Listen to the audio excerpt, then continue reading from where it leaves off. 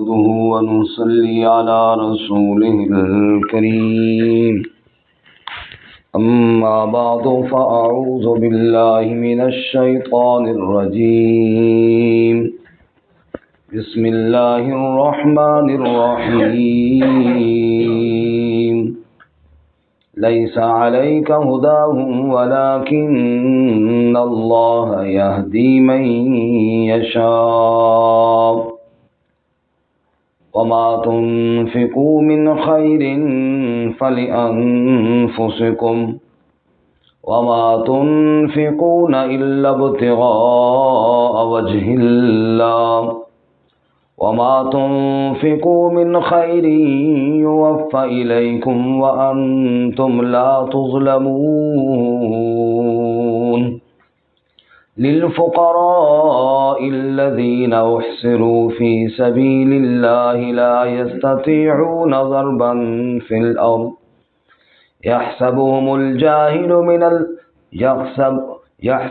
الجاهل أغنياء من التعفف تعرفهم بسيماهم لا يسألون الناس إلحافا وما تنفقوا من خير فإن الله به عليم سبحان ربك رب العزة عما يصفون وسلام على المرسلين والحمد لله رب العالمين اللهم صل على سيدنا ومولانا محمد وعلى آل سيدنا ومولانا محمد وعلى آله وأصحابه أجمعين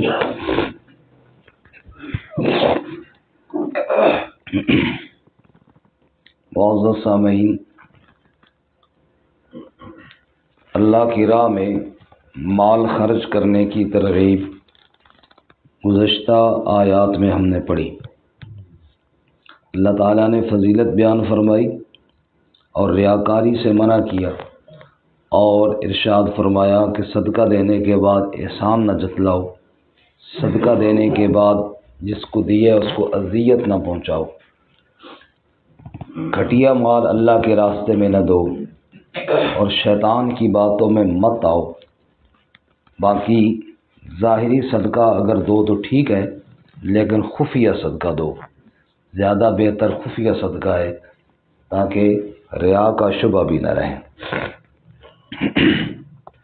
آج کے سبق میں بھی صدقات سے متعلق ہی کچھ مسائل ہیں۔ اس آیت کے شان نزول میں واقع یہ ہے کہ ابتدائی اسلام میں مسلمانوں کے کچھ رشتہ دار جو غریب تھے ان کے ساتھ تعاون وغیرہ کرتے تھے۔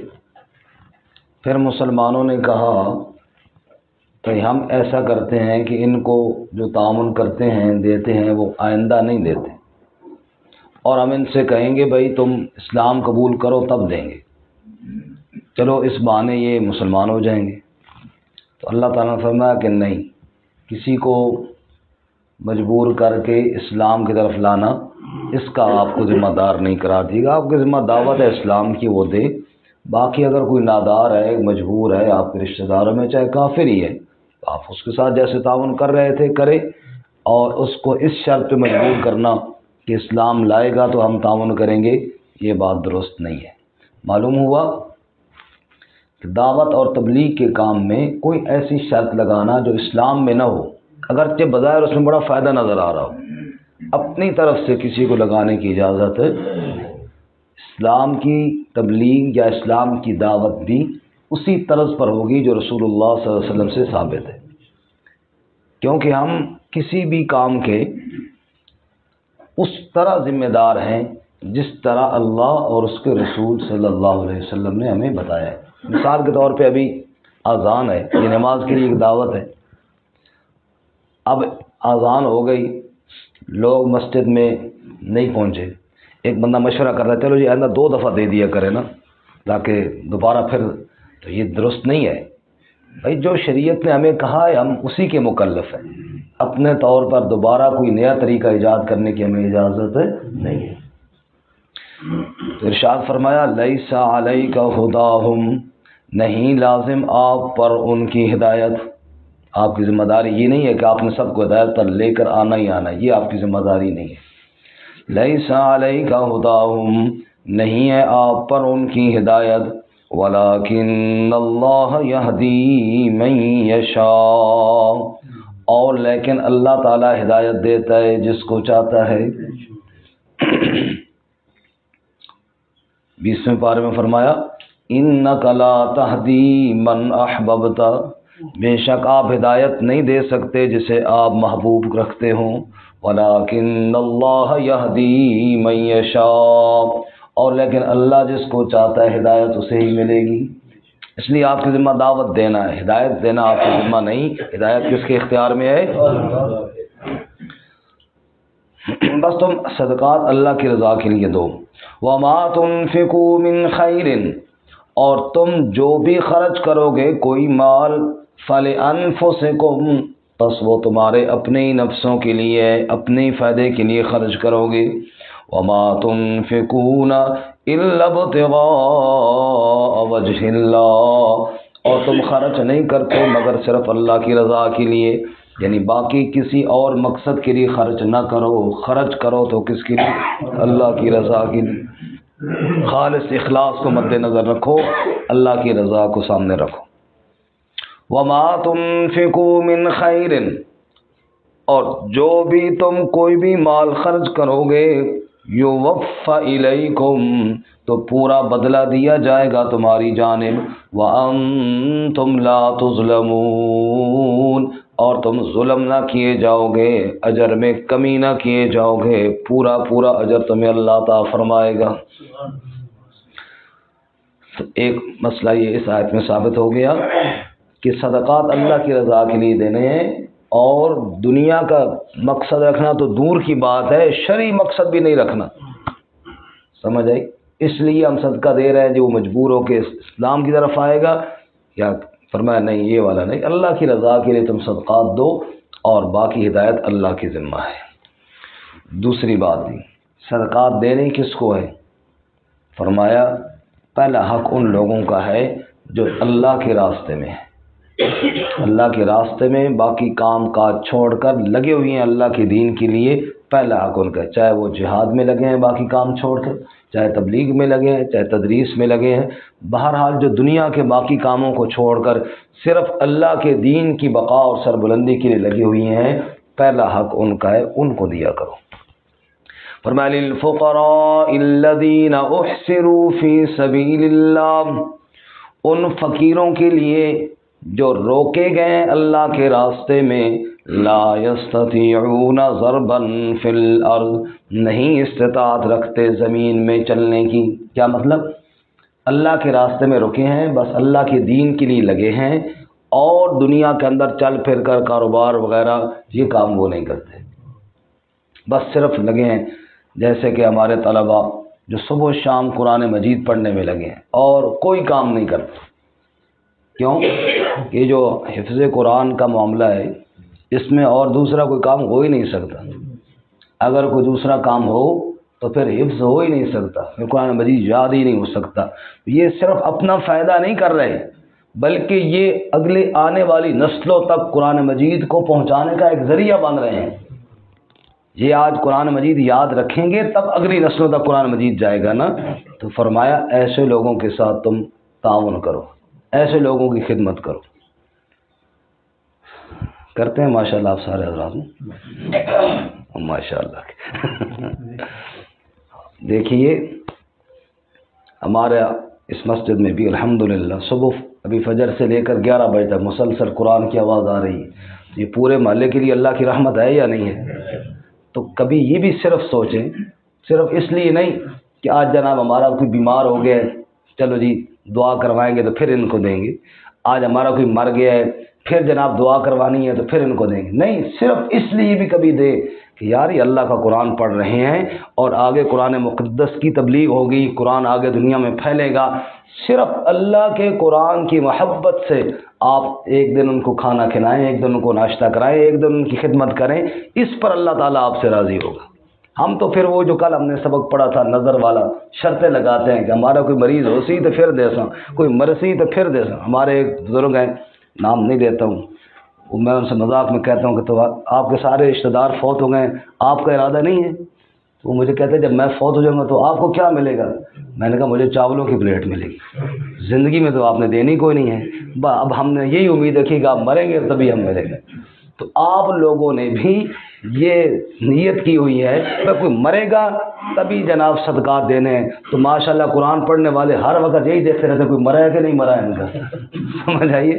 تو یہ بات نکالیں کہ صدقہ ہم نے تب ہی دینا ہے جب کوئی مرے گا ہی، تو صدقہ ہم نے تب ہی دینا ہے جب کوئی بیمار ہی ہوگا۔ اور اللہ کے بندو حالات جب درست ہوں تب صدقات دیا کرو۔ یہ تو ہمارے یہاں پکا رواج بن گیا، کوئی مرسی پھر جناب ہم نے اللہ کی راہ میں دینا ہے، جب تک کوئی زندہ ہے تب تک ہم نے ایک پیسہ نہیں دینا، ایک پائی نہیں دینی۔ اللہ فرماتے ہیں احسروا فی سبیل اللہ، جو اللہ کے راستے میں لگے ہیں ان کے ساتھ تعاون کیا کرو، ان کی خدمت کیا کرو، اور ان کے خدمت کرنے سے اللہ تم سے راضی ہوگا، ان کی خدمت کرنے سے اللہ تمہیں خوش ہوں گے۔ تفصیل کا وقت تو نہیں، صرف چھوٹی سی حدیث آپ نے 12 سنی ہوئی ہے، اشارہ کر دیتا ہوں۔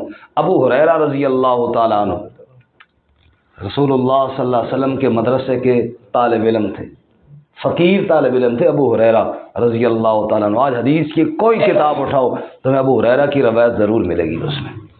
یہ طالب علم تھے نا، یہ 24 گھنٹے وہاں رہنے والے تھے۔ کہتے ہیں بھوک کی وجہ سے نڈھال تھا، اور ابو بکر و عمر وہاں سے گزرے، میں نے آیت پوچھ لی جی لن تنالوا البر حتی تنفقوا مما تحبون کا معنی کیا ہے جی؟ اللہ کے راستے میں محبوب چیز خرچ کرو۔ کہتا میں نے آیت اس لیے پوچھی تھی کہ شاید مطلب سمجھ میں آ جائے گا، اب مانگنا تو ان کی عادت نہیں تھی۔ کہتے انہوں نے مطلب بتایا اور چلے گئے۔ عمر آئے، ان سے مطلب پوچھا، انہوں نے بتایا اور چلے گئے۔ آخر میں رسول اللہ صلی اللہ علیہ وسلم وہاں سے گزرے۔ جب میں نے آپ سے آیت پوچھی نا، حضور نے فرمایا ابو ہریرہ آیت کا مطلب چاہیے یا بھوک ستا رہی ہے؟ میں نے کہا یا رسول اللہ بھوک ستا رہی۔ انسان اٹھو میرے ساتھ، ایک پیالہ دودھ کا حضور کے گھر میں مختصر سنا رہا ہوں کہ ابو ہریرہ وہ جو صفہ میں باقی طالب علم بھی ہیں نا ان کو بھی بلا کے دیو۔ 70 کے لگ بھگ وہ طالب علم تھے۔ ابو ہریرہ کہتے ہیں مجھے لگا تو مشکل کہ ایک پیالہ ہی مجھے ہی دے دیتے تو ٹھیک تھا، لیکن میں نے حضور کے حکم کی تعمیل کی، سب کو بلا کے لے آیا، ایک ایک کو پلایا، ایک ایک کو، سب نے پیٹ بھر کر پیا، اور آخر میں حضور نے میری طرف دیکھا، پیالے کو دیکھا اور مسکرائے اور کہا ابو ہریرہ اب کون باقی ہے؟ کہ یا رسول اللہ میں اور آپ۔ فرمایا آپ پہلے پیو۔ ابو ہریرہ کہتے ہیں میں نے پیا، حضور نے کہا اور پیو، میں نے اور پیا، پھر تیسری مرتبہ پی، میں نے کہا یا رسول اللہ اور گنجائش نہیں ہے، تو پھر سب کا بچا ہوا دودھ رحمت کائنات صلی اللہ علیہ وسلم نے پیا۔ یہ امت کے لیے رہنمائی نہیں ہے، یہ امت کے لیے سبق نہیں ہے بھی قرآن پڑھنے والوں کے ساتھ یوں خدمت کی جاتی ہے۔ ان کا بچا ہوا دو جہاں کے سردار امام الانبیاء صلی اللہ علیہ وسلم پی رہے ہیں، ہم کبھی ان کے ساتھ بیٹھ کے لقمہ کھانے کے لیے تیار نہیں، بچا ہوا تو دور کی بات ہے۔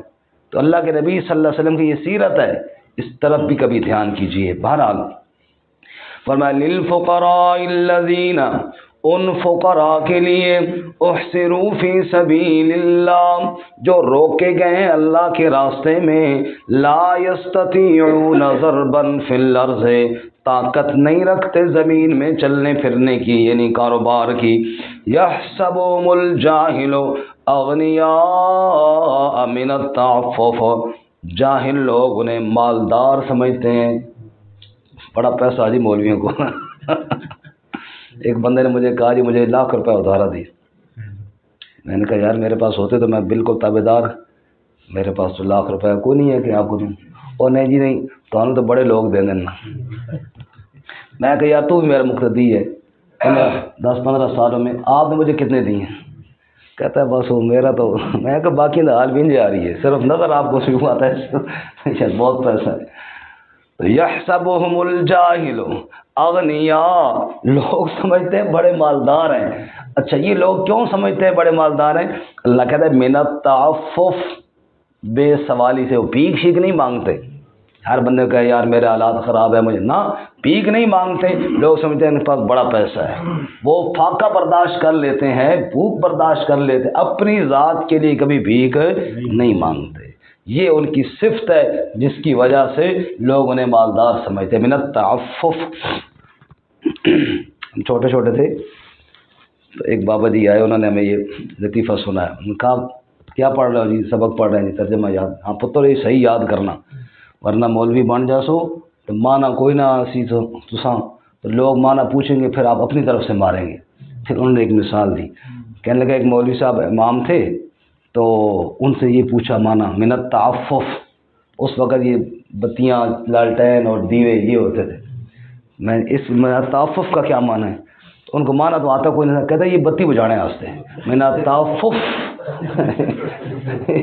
یہ کہ بتی بجھانے واسطے۔ میں بڑا حیران بھی، بتی بجھانے واسطے اللہ تعالیٰ لفظ بھیجا قرآن پاک میں، وہ تو بعد ہی سمجھ آئے کہ یہ بتی بجھانے واسطے نہیں، اس کا مطلب ہے بے سوالی سے پی کے نہیں مانگنا۔ تو ان کو پتہ کوئی نہیں تھا، انہوں نے اگلے آدمی کو ایسے ہی جناب ٹرچو لگا لیا۔ تو اس لیے سمجھ کر پڑھنا چاہیے قرآن مجید کو۔ یحسبهم الجاہل اغنیاء من التعفف، جاہل انہیں غنی سمجھتے ہیں بھیک نہ مانگنے کی وجہ سے، بے سوالی کی وجہ سے۔ تعرفهم بسیماہم، آپ انہیں پہچانیں گے ان کی نشانیوں کے ساتھ۔ قرآن والے پہچانے جاتے ہیں، یہ قرآن پڑھنے والے ہیں، نشانیوں سے پتہ چلتا ہے نہیں پتہ چلتا۔ فرمایا تعرفهم بسیماہم، اور اسی طرح مجاہدین بھی، بعض محسنین کہتے ہیں سیماؤں سے مراد زخم کے نشان جو جہاد کے اندر ان کو لگتے ہیں۔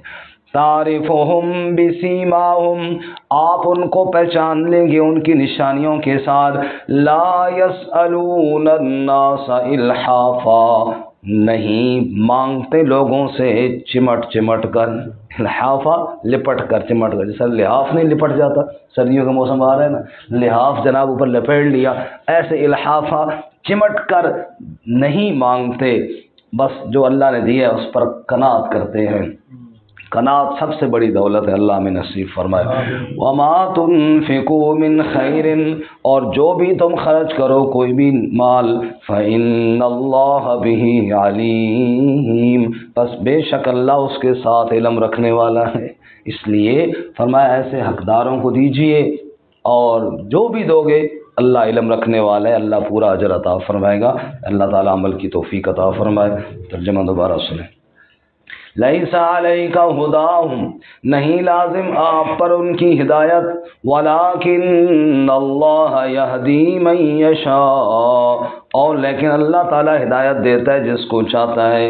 وما تنفقوا من خیر، اور جو بھی خرچ کرو تم کوئی بھی مال، فلانفسکم، پس اپنے ہی ذات کے لیے ہوگا۔ وما تنفقون الا ابتغاء وجہ اللہ، اور نہ خرچ کرو تم مگر صرف اللہ کی رضا حاصل کرنے کے لیے۔ وما تنفقوا من خیر، اور جو بھی تم خرچ کرو کوئی بھی مال، یوفی الیکم، پورا پورا بدلہ تمہاری جانب لوٹایا جائے گا۔ وانتم لا تظلمون، اور تم ظلم نہ کیے جاؤ گے، کمی نہ کیے جاؤ گے۔ للفقراء الذین احصروا فی سبیل اللہ، ان فقیروں کے لیے جو روکے گئے ہیں اللہ کی راہ میں۔ لا یستطیعون ضربا فی الارض، نہیں طاقت رکھتے زمین میں چلنے پھرنے یعنی کاروبار کرنے کی۔ یحسبهم الجاہل اغنیاء من التعفف، گمان کرتے ہیں ان کو جاہل کے مالدار ہیں بے سوالی کرنے کی وجہ سے۔ تعرفهم بسیماہم، آپ پہچان لیں گے ان کو ان کی نشانیوں کے ساتھ۔ لا يسألون الناس الحافا، وہ مانگتے نہیں ہیں لوگوں سے چمٹ کر۔ وما تنفقوا من خیر، اور تم جو بھی خرچ کرو کوئی بھی مال، فإن اللہ بہ علیم، بس بے شک اللہ اس کے ساتھ علم رکھنے والا ہے۔